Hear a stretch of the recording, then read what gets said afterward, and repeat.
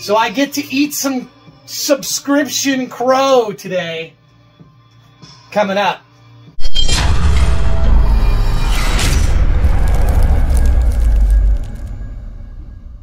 It's been what I would consider to be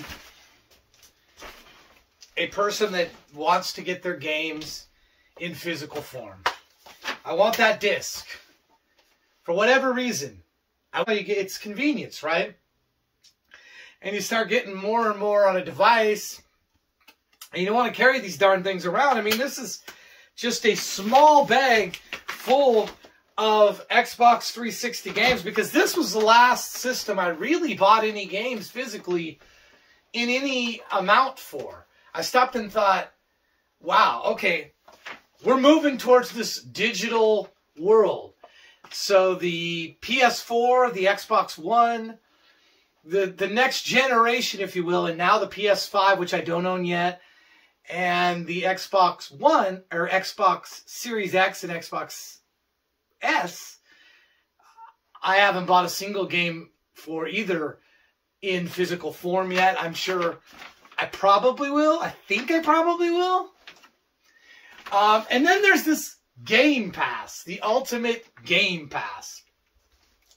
It just sort of turned my world upside down, because I've been sort of railing against subscriptions for gaming. I don't want to pay a monthly fee to subscribe and rent games. I want to own them. I want to have them in my hands. I want the disc. I want Tony Hawk, the disc, for whatever reason. But yet, maybe that's an archaic notion in today's world. Maybe we should have subscription services. Maybe they're not such a bad thing. And this started somewhere with way back when. It's coming into gaming now full force. But I think probably like music now with Spotify and Pandora, with movies. Who buys movies anymore? I mean, Blu-ray, I bought a few of those. Ton of DVDs. Even more VHS, perhaps. Sort of out of favor. I mean, unless you're a collector or that's just really what you want to do. I'm not saying the format's bad, and I haven't even tried the newest format yet, which I can play on the Xbox Series X, because I specifically got it so I could play discs, because that's what I wanted to do. But something tells me I'm probably not going to be using that disc drive that much, or the CD drive, or DVD, Blu-ray, whatever drive it is. I'm probably not going to be using it that much. And then comes Game Pass, like I said. Where do I even start? In just a small amount of time that I've had this Game Pass subscription, I've been blown away with how good it is. It's that good. And then I look over at my Legends Ultimate, and they have that ArcadeNet subscription, which I've said in videos before, it's too expensive. They need to make it better. It's just, it's night and day. The brightness of the Game Pass, AAA titles, first day titles, games you'd pay $50, $60 for, you can check out. Madden 22 is on there right now. Tom Clancy's Rainbow Siege. There's going to be Halo. The list goes on and on. I haven't even scratched the surface of the Game Pass. And yes, it's $15 a month to get the Ultimate Game Pass, where you get the PC and the Xbox. And I want to give a shout out to Antihero, because Antihero is the one who turned me on to the Microsoft rewards. Bing? Who uses Bing, right? We all use Google. Well, if you do a bunch of Bing searches every day, if you answer some trivia every day, you play the quests, which they have in Game Pass, you will earn 400-ish points a day. Well, 400 times 30 days is 12,000 points. And guess how much an Ultimate Game subscription costs? 12,000 Microsoft reward points. So I would assume he's doing this. I didn't ask him directly, but he showed me a picture of how many points he had, well over 100,000.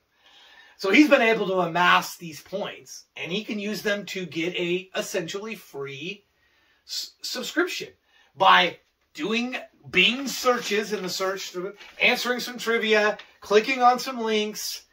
I think it amounts to about an hour-ish. And you have to decide whether or not an hour-ish of your time to do these rewards and quests is worth getting back the $15 you would pay. But for those that, you know, maybe the money is an issue, they may want to spend that hour a day. And maybe, you know what, they might learn and research, use those 50 searches that you're doing, 20 on mobile, 30 on the web, to research games. More information about games, perhaps some playthrough information. Who knows?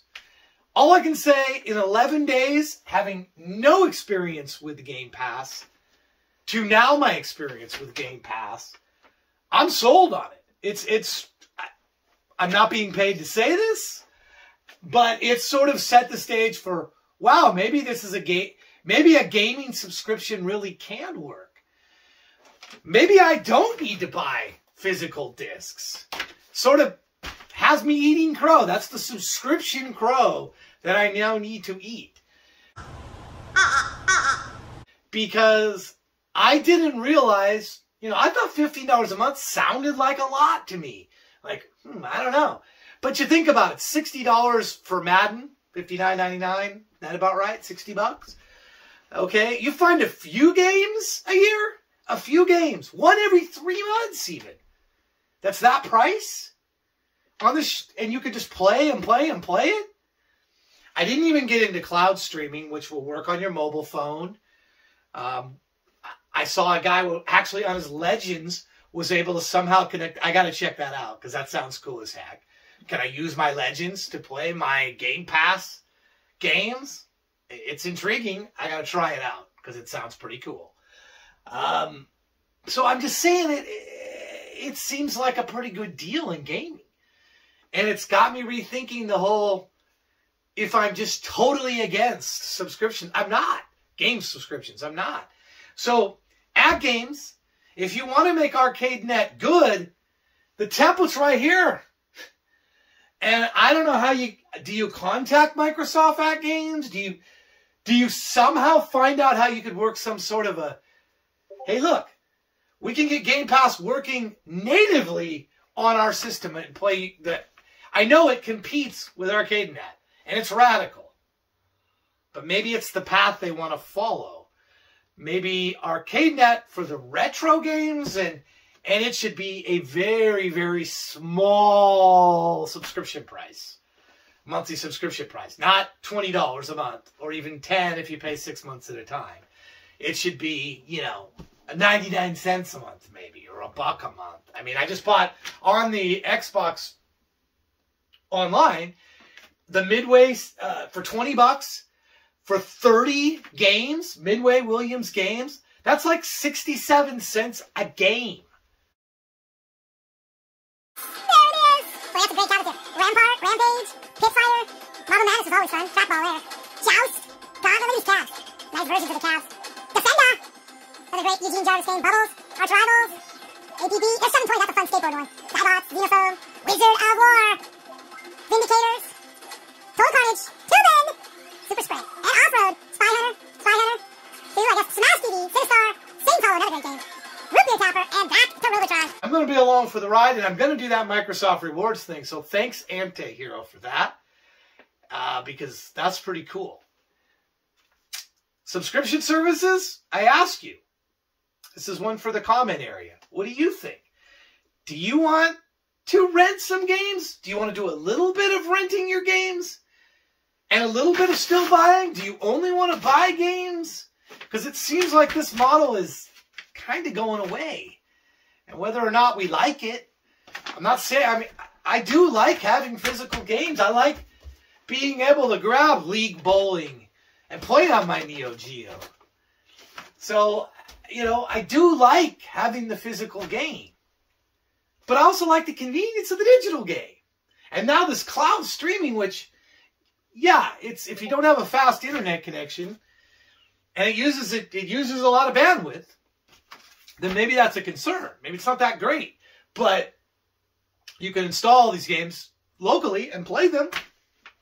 A lot of fun. So I want to know what you think. Subscription gaming. Is that the way of the future? Really? Should it be the way of the future of how we purchase games? Should we just be renting them?